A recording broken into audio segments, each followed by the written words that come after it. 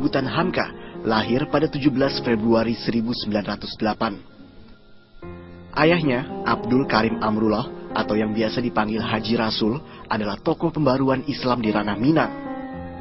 Di usia 6 tahun, Hamka menjadi siswa di perguruan Islam modern Sumatera Tawalib yang dipimpin ayahnya sendiri. Ingin lepas dari bayang-bayang nama besar ayahnya, tahun 1924, Hamka yang baru berusia 16 tahun merantau ke tanah Jawa. 16 tahun usia beliau meninggalkan Minangkabau dan berdekatan dengan tokoh-tokoh besar seperti Haji Omar Said Cokro-Minoto, H.O.S. Cokro-Minoto. Beliau juga erat berhubungan dengan Ki Bagus Hadikusumo, ya, sebagai ketua Muhammadiyah ketika itu, ketua umum Muhammadiyah, dan juga dengan R.M. Suryo Pranoto dan banyak tokoh-tokoh yang sangat berpengaruh di masanya. Pilihan merantau ke Jawa sebagian juga disebabkan hubungan Hamka yang kurang hangat dengan orang tuanya. Kedua orang tuanya bercerai, dan Hamka muda menemukan jati dirinya dalam sikap kemandirian.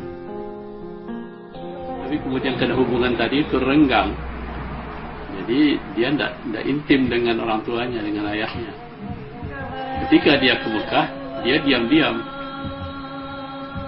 Dia pergi ke Mekah dengan cari uang sendiri, bantuan teman-teman, ya, terus sampai ke sana. Dari Mekah dia kirim surat. Nah, kabarnya surat itu tidak dia kirim langsung kepada ayahnya, tapi kepada kakaknya, istrinya Sultan Mansur itu, Fatimah. Pada Fatimah ini, dia katakan, saya sudah di Mekah. Nah, ketika diceritakan itu menangis. Hari ini ayahnya itu. Sepulang dari Mekah, Hamka dinikahkan dengan Siti Raham. Hamka menerima perjodohan itu karena rasa bersalah merantau ke Mekah tanpa pamit. Siti Raham mendampingi Hamka selama 42 tahun dan memberinya 10 anak.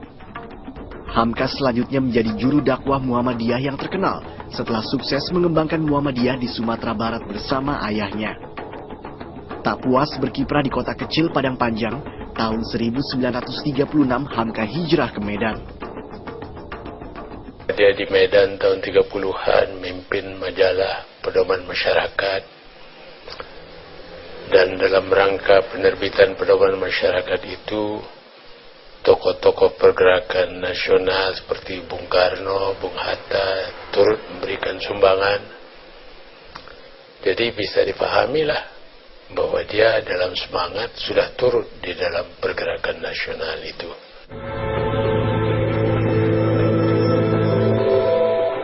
Semasa di Medan, Hamka kembali menekuni dunia sastra. Kumpulan puisi, syair, dan roman ditulisnya. 2 roman percintaan dengan pesan dakwah, Di bawah lindungan Ka'bah, dan tenggelamnya kapal Van der Wijk sangat laris terjual.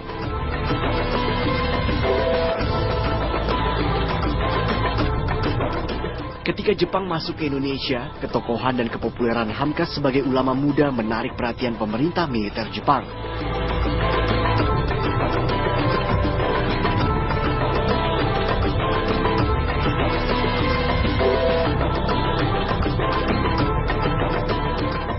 Dalam rapat besar umat Islam se-Sumatera pada tahun 1942 di Medan, Hamka dimanfaatkan untuk membantu kepentingan militer Jepang.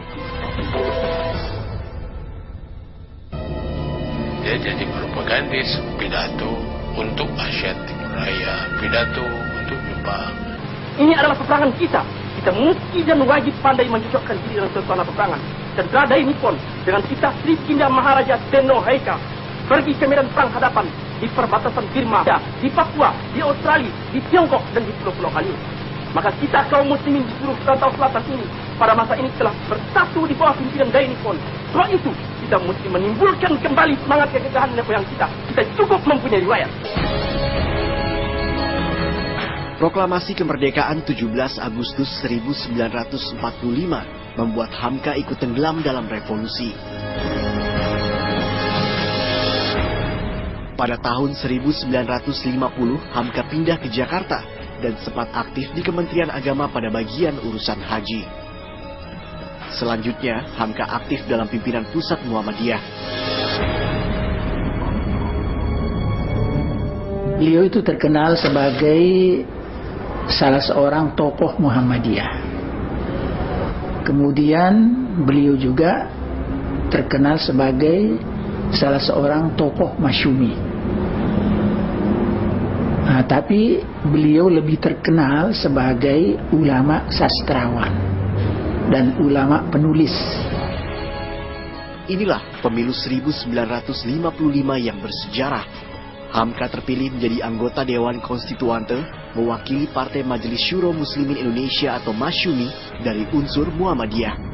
Perjuangan di medan politik ini ternyata mengantarkan hidupnya ke berbagai pengalaman tragis.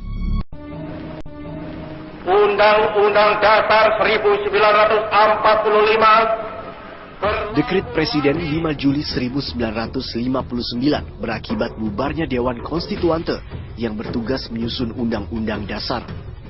Setahun setelah dekret itu, rejim Soekarno juga mengharuskan Partai Masyumi membubarkan diri sebelum 17 Agustus 1960. Peristiwa itu sekaligus menandai berakhirnya peran Hamka dalam politik. Bung Karno yang lama menjadi sahabat Hamka telah berganti menjadi seorang musuh politik. Sesudah itu berbeda sekali hubungan Bung Karno dengan Buya Hamka. Memang mengherankan juga kenapa hubungan yang begitu mesra sebelum perang. Kalau saya melihat perubahan ada pada diri Bung Karno. Sebab Bung Karno tahun 59 itu berbeda dari Bung Karno tahun 45 atau Bung Karno tahun 50-an. Dia lebih tertarik pada kekuasaan. Sedangkan Buya Hamka lebih tetap berjuang dengan Islam itu. Sisa perlawanan politik Hamka masih ada saat mendirikan majalah Panji Masyarakat pada tahun 1959. Di majalah inilah tulisan Bung Hatta berjudul Demokrasi Kita yang mengkritik kekuasaan Bung Karno pernah dimuat. Saya yang disuruh Buya itu karena dia ada telepon dari Bung Hatta. Bung Hatta mau menulis, nanti ambil tanggal sekian di hari itu. Jadi ketika saya telah menerima naskah itu, saya baca sepanjang jalan, saya naik becak gitu, saya baca sampai selesai. Itu saya katakan ini berbahaya nih. Dia mengatakan tidak apa-apa, muat saja. Ya kita muatlah. Tapi kemudian betul, baru dinyatakan Panji Masyarakat diberi delah. Hamka akhirnya menjadi target pengganyangan rejim Orde Lama. Karya sastranya digugat dan ia dituduh kontra revolusi. Ideologi yang dikembangkan zaman Soekarno bertumpu pada rumusan Pancasila yang diperas itu yang menjadi nasakom. Nah, Masyumi sebagai satu organisasi partai terbesar di Indonesia pada saat itu, kumpulan dari berpuluhan organisasi, itu sangat anti komunis. Karena dianggap musuh-musuh pemerintah, musuh negara. Yang dalam istilah Bung Karno namanya musuh-musuh revolusi. Maka usaha untuk menghabiskan lawan-lawan revolusi ini, lawan-lawan ideologi negara, itu lawan-lawan Nasakom, yaitu Soekarno, maka sisa-sisa kepemimpinan Masyumi yang masih ada, itu dimasukkan tahanan dengan tuduhan yang terus terang saja fitnah, yang direkayasa oleh BPI, Badan Pusat Intelijen. Senin 17 Januari 1964, Hamka diambil dari rumahnya di Kebayoran Baru, Jakarta Selatan. Tokoh Islam ini dibawa ke rumah tahanan di Sukabumi dan mengalami penyiksaan fisik. Saya dan kemudian saya tahu, kemudian juga Buya Hamka, kemudian juga Pak Gozali Salam dari umat, itu dimasukkan dalam bak yang berisi air, dan air itu disalurkan aliran listrik atau listrum. Anda bisa gambarkan betapa sakit yang kami derita. Hamka baru dibebaskan pada bulan Juli 1966, tetapi karena sakit, ia menjalani perawatan di Rumah Sakit Persahabatan, Jakarta. Dalam status tahanan, Hamka menyelesaikan penulisan Tafsir Al-Azhar, sebuah tafsir Al-Quran yang sangat monumental. Jadi memang kita tahu yang kita hadapi, yang dihadapi oleh Buya Hamka dalam hal ini, kekerasan, penyingkiran dirinya dari pergaulan, tapi dengan itu dia bisa lebih bermanfaat pula dengan menulis tafsir Al-Azhar itu. Barangkali, kata beliau kepada saya, kalau andainya Buya tidak ditahan, barangkali Buya tidak cukup waktu untuk menyelesaikan tafsir yang bersejarah ini. Dan kita kemudian mencatat salah satu tafsir buah tangan bangsa Indonesia, warga negara Indonesia, umat muslim Indonesia, salah satunya adalah tafsir Al-Azhar. Tafsir ya, bukan terjemahan ini. Saya kira sampai sekarang ini belum tergantikan ya sebagai sebuah tafsir yang populer. Bukan hanya di Indonesia, tapi juga di Malaysia dan bahkan juga digunakan di, misalnya di Patani, Thailand Selatan itu digunakan, itu dicetak terus gitu. Karena apa? Karena memang bahasa yang digunakan oleh Buya Hamka di dalam tafsirnya itu bahasa yang populer. Bagi Hamka, kemerdekaan jiwa dan pikiran adalah segalanya. Penjara tak bisa mengungkung jiwa dan pikiran Hamka yang merdeka.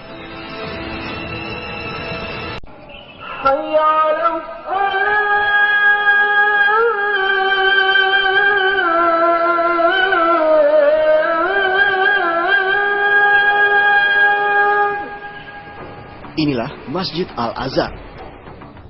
Di masjid ini, Hamka yang sudah mendapat panggilan Buya menghabiskan hidupnya. Masjid di Kebayoran Baru, Jakarta Selatan ini sangat terkenal dan mendapat kunjungan para tamu asing. Salah satunya adalah kunjungan Raja Faisal dari Arab Saudi ini.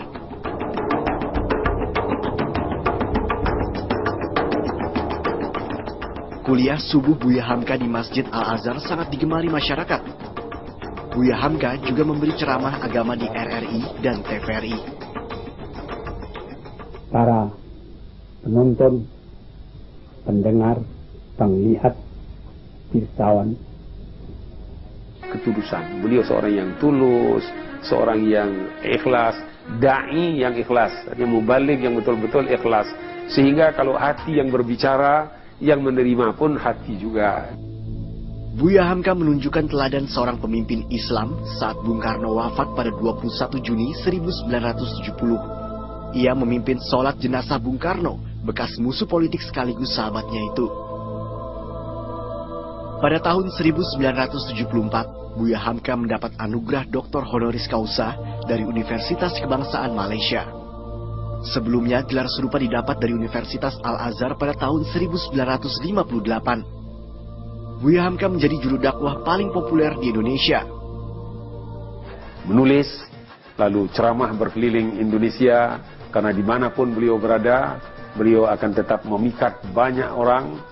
Ya, beliau memiliki daya panggil dan seperti magnet ya, yang mampu mengundang masyarakat untuk menghadiri ceramah-ceramah beliau. Buya Hamka yang telah meninggalkan gelanggang politik mendapat apresiasi tinggi dari pemerintah Orde Baru. Sholat Idul Fitri di Istana Negara pada 1 Januari 1968 ini menandai kemesraan antara pemerintah Orde Baru dengan Buya Hamka. Selanjutnya pada tahun 1975, pemerintah mempersiapkan berdirinya Majelis Ulama Indonesia. Pendirian MUI menjadi kenyataan pada 26 Juli 1975. Setelah didahului oleh Musyawarah Nasional Ulama.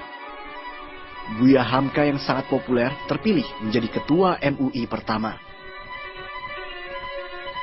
Nah, salah satu cara pemerintah melakukan pendekatan dengan kalangan Islam sebagai mayoritas umat adalah dengan mendirikan Majelis Ulama Indonesia. Lalu Buya Hamka salah seorang yang didekati untuk itu. Nah, Buya Hamka seingat saya mengadakan pertemuan juga dengan sahabat-sahabat dekatnya.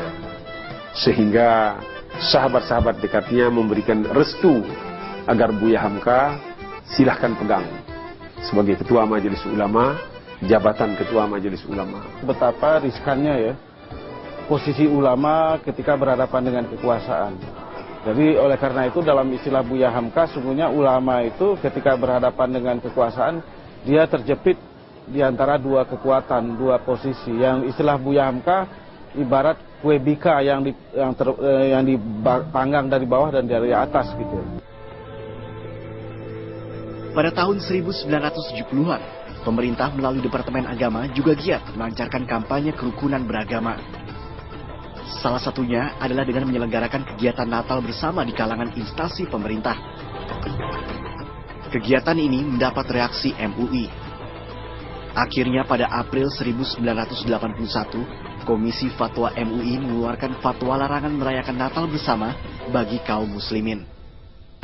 Fatwa Natal daripada Buya Hamka itu adalah fatwa yang sangat terkenal di seluruh